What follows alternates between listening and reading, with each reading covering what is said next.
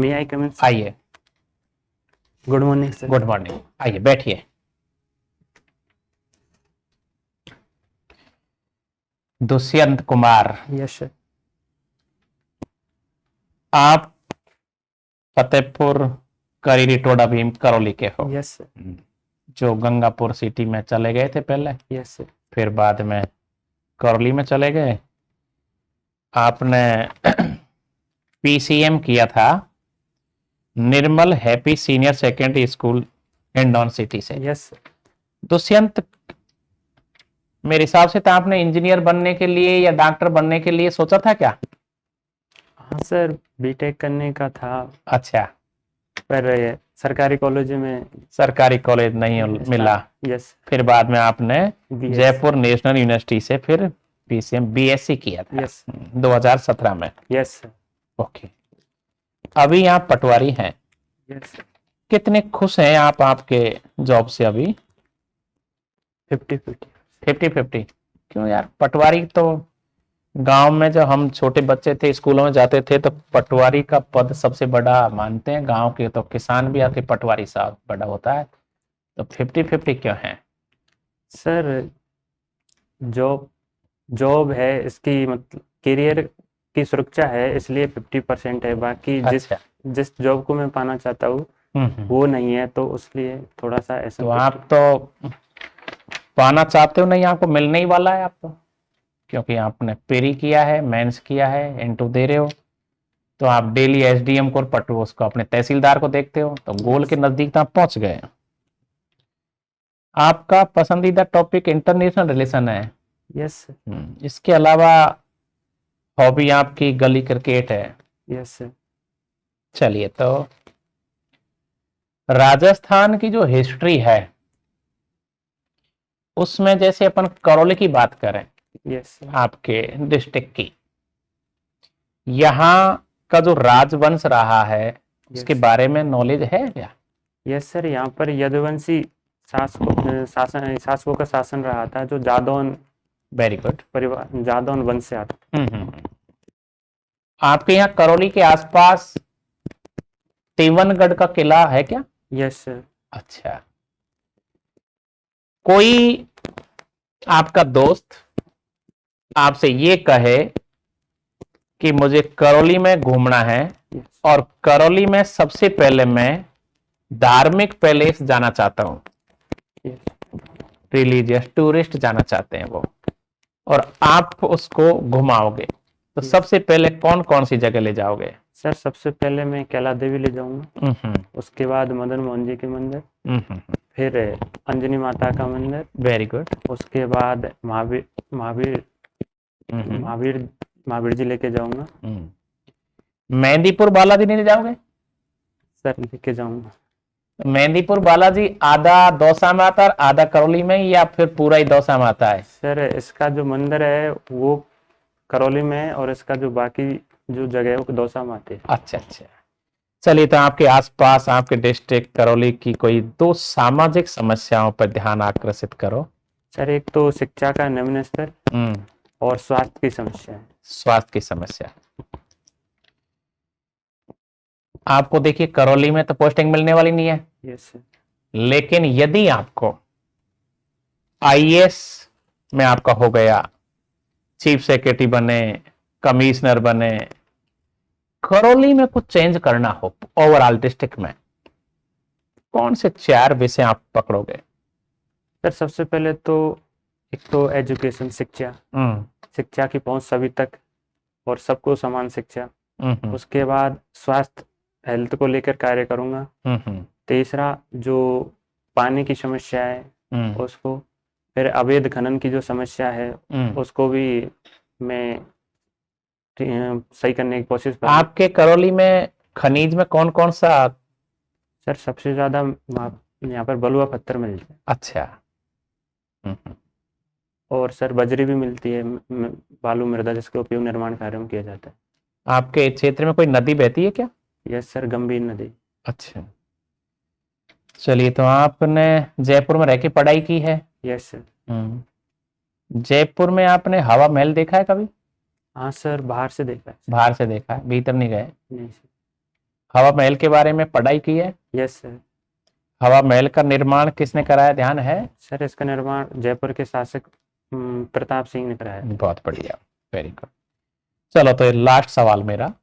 Yes Rajasthan में लोक संत yes और लोक देवता दो के नाम बताओ। लोक संत तो कौन कौन है, लोक देवता कौन कौन है?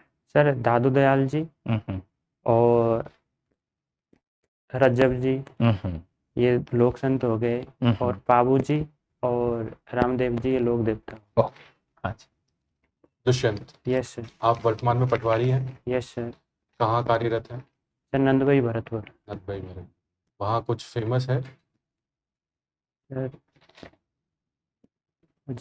सर मैं खसरा नंबर से आप क्या जानते हैं? सर खसरा नंबर एक प्लॉट या खेत की जानकारी देता है, जो कितना क्षेत्रफल है, किस किस्म का है, और सिंचित है असिंचित है, इसकी जानकारी देता है सर। ओके। मौद्रिक नीति बहुत बार न्यूज़ में रहती है, यस। तो इससे आप क्या समझते हैं? सर मौद्रिक नीति किसी भी देश में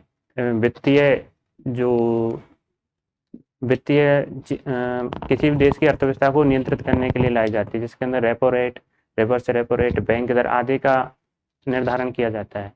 मौद्रिक नीति का निर्धारण कौन करता है? मौद्रिक नीति समिति करती है सर।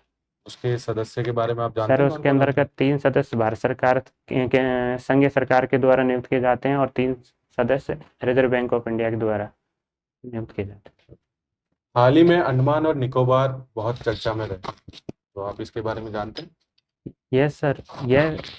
ये बंगाली खाड़ी में स्थित एक भारत का द्वीपीय क्षेत्र है। आराम से टेक योर टाइम। और ये भारत का केंद्र शासित प्रदेश में आता है सर। जिसकी राजधानी पोर्ट ब्लेयर है। और ये हाल ही में एक आदिवासी जनजाति जिसे सेंट लीज जनजाति के कारण चर्चा में बना हुआ था। जरायम पैसा एक्ट, इसके बारे में सुना है आपने? Yes sir. क्या था ये? सर ये रियासती काल में जो मीणा जनजाति थी उसके अपराधों पर नियंत्रण करने के लिए इसे जयपुर की रियासत के द्वारा लाया गया। ये सिर्फ मीणा जनजाति पे ही लागू हुआ था या अन्य जनजातियों पे भी लागू हुआ था? सर ये मीणा जनजाति के लिए लाया गया था। भारत में कितनी जनजातियां हैं, आदिवासी जनजाति? Sir no sorry sir. Economics में विलफुल डिफॉल्टर्स हाल ही में बहुत चर्चा में रहा था, तो इसके बारे में आपको सूचना है? यस सर, मैं अनुमान लगा सकता हूँ यदि आप अनुमति। जी। ये सर जानबूझकर डिफॉल्टर बनने की वो होता है, ऋण लेने वाला जानबूझकर अपने ऋणों को नहीं चुकाता है। भारतीय कानूनों में हाल ही में 3 नए कानून आए। Sorry sir. आईपीसी, सीआरपीसी, इनकी एवज में नए कानून बनाए गए। Yes sir. तो इनके बारे में आपको कुछ ज्ञान है? सर ये पुराने भारतीय कानूनों को बदलकर इनको परिवर्तित करके नए कानून लाए गए हैं, जिसके अंतर्गत नवीन भारतीय परिस्थितियों के अनुसार धाराओं का समावेशन और निरसन किया गया है। कौन कौन से 3 नए कानून हैं? एक तो भारतीय न्याय संहिता और सॉरी सर, मैं अभी याद नहीं कर पा रहा हूँ। जी, कोई बात नहीं, कोई बात।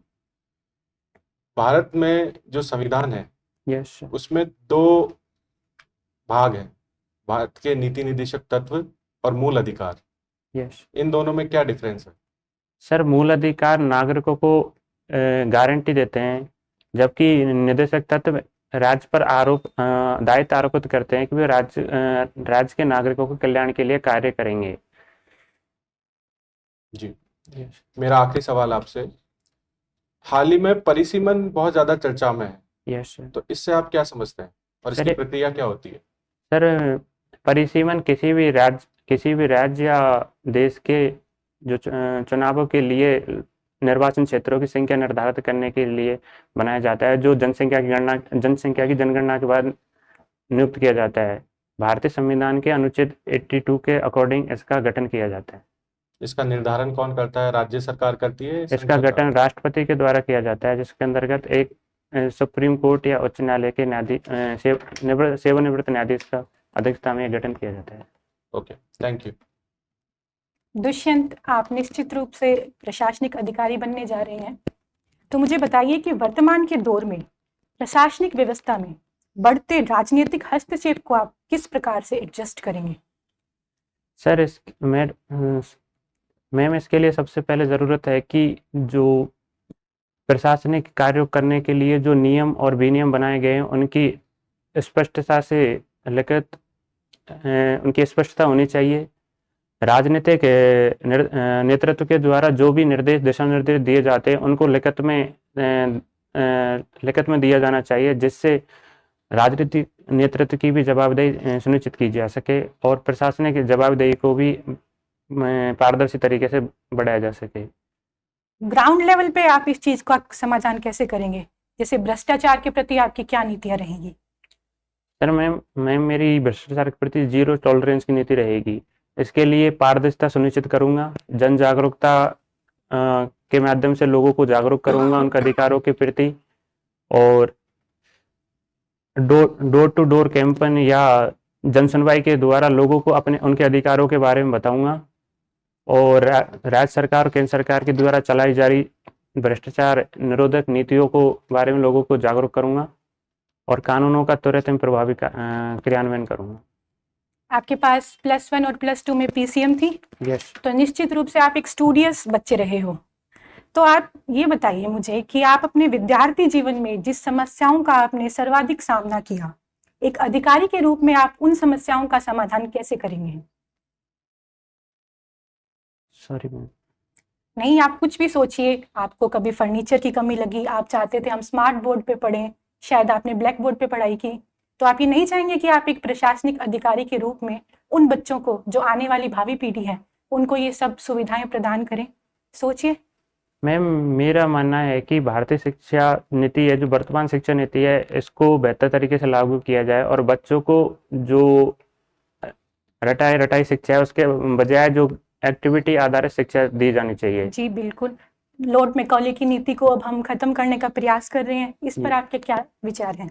मैम मैं केंद्र सरकार के इस भारतीय शिक्षा नीति से सहमत हूँ और इस दिशा में, इसको लागू करने की दिशा में मैं कार्य करूँ। जी। आपके प्रशासनिक दायित्व की कोई 3 प्राथमिकता बताइए। आप प्रशासनिक अधिकारी बनेंगे तो आपकी 3 प्राथमिकता क्या रहेगी अधिकारी बनने के बाद?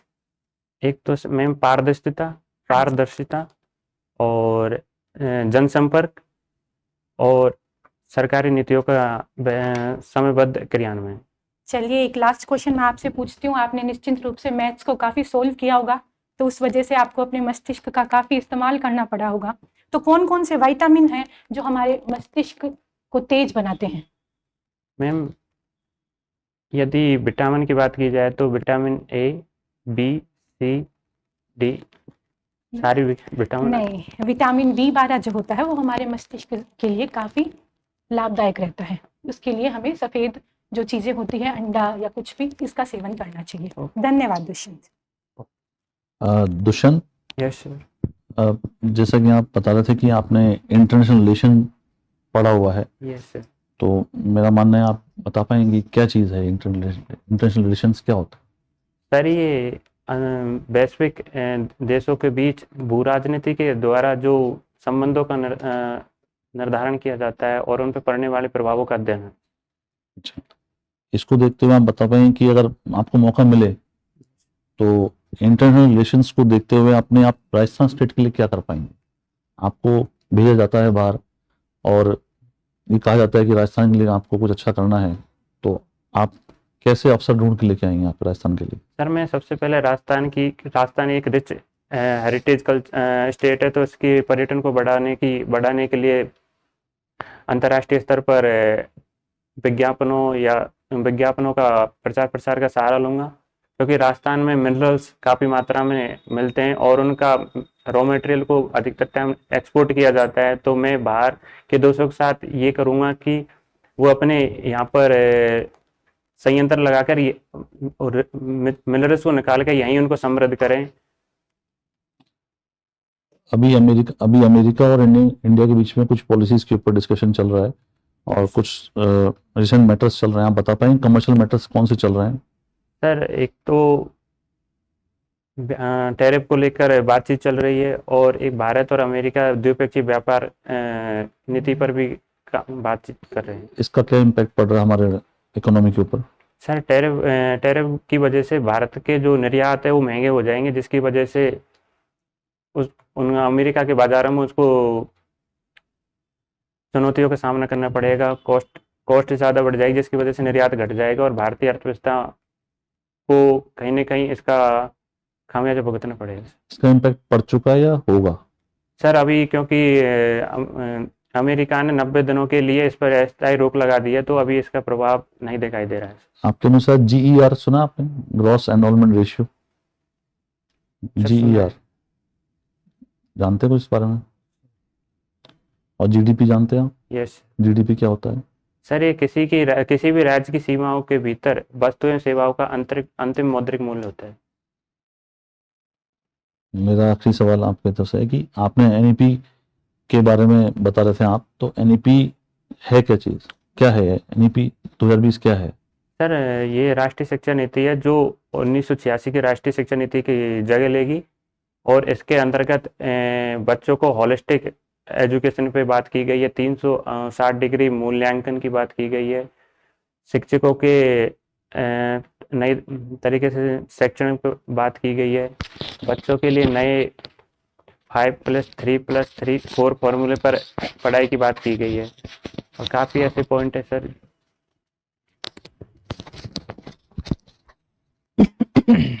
दुष्यंत, आपकी हॉबी यस गली में क्रिकेट खेलने की रही है, यस सर। तो बचपन में तो खेलते थे, यस सर। अभी कहाँ खेलते हो? सर अभी जैसे जॉब पे, वहाँ जहाँ जॉब करते हैं वहाँ पर जो ग्राउंड होते हैं छोटे छोटे, वहाँ पर। अच्छा, यदि स्टेडियम भी हो यस सर। और एक गांव का ग्राउंड हो और चॉइस हो कि आपको दोनों में खेलना है, यस सर। किसे पसंद करोगे? सर स्टेडियम को। स्टेडियम को। इसका मतलब स्टेडियम में खेलने का भी मौका नहीं मिला, इसलिए आप गली क्रिकेट को पसंद करते हो। Yes sir. मजा किस में ज्यादा आता है खेलने में, स्टेडियम में या गली क्रिकेट में? सर क्योंकि मैंने गली क्रिकेट खेला है तो मुझे अभी उसमें मजा आता है सर। अच्छा, तो भारत में इस समय क्रिकेट का रोमांच चल रहा है। Yes sir. IPL में कितनी टीम है? Sir 10 team. 10 टीम है। धोनी कहाँ से खेलता है, किस टीम से? Chennai super Kings. चेन्नई से। आप, काल्पनिक सवाल है मेरा कि इस बार का IPL आप किधर जाता हुआ देखते हो? सर मैं Delhi Capitals, Lucknow super giant और या पंजाब किंग 11 की तरफ जाता हुआ देखता हूं। अच्छा अच्छा, आपने कभी सतोलिया खेला है क्या? नहीं सर। क्यों, गांव में खेलते होंगे सतो, जिसके ऊपर पत्थर छोटे छोटे रखते हैं फिर गेंद मारते सर हैं? उसे हमारे यहाँ बिट्टू बोलते हैं। बिट्टू। अच्छा अच्छा। खो खो नहीं खेला कभी? नहीं सर। कबड्डी नहीं खेली? नहीं सर। देखी तो होगी गांव में। नहीं सर। चलो तो आपसे मैं पूछता हूँ लाट सवाल, कुश्ती यस सर। देखी है आपने? Yes sir. लड़े हो कभी? नहीं सर। पूर्वी राजस्थान में एक बहुत बड़ा कुश्ती का दंगल होता है, लाखों लोग आते हैं, भैरू बाबा बैठ जाते हैं पहाड़ों पर। आप बैठे हो या कभी देखा है? नहीं देखा? यस सर, देखा है। आप उसमें क्या सुधार करना चाहते हो? सर एक तो जो ग्राउंड है उसकी जो उसकी जो व्यास है उसको बढ़ाना चाहता हूँ सर अच्छा। मैं। और जो यातायात नियंत्रण है सर उसको भी, क्योंकि उस टाइम पे बहुत सारा यातायात प्रॉब्लम आती है। अच्छा अच्छा, हाँ हाँ, जाम लग जाता है, जाम तो लग उसको जाता सुधारना है। चाहता हूँ बस। और ओके। सर इसका जो टाइमिंग है सर उसको भी मैं सुधारना चाहता हूँ, क्योंकि जो लास्ट कुश्ती होती है बहुत मतलब रात में चली जाती है, जिसकी वजह से लोगों को बहुत प्रॉब्लम आती है, मतलब अव्यवस्था हो जाती है लास्ट में यस जाके। सर।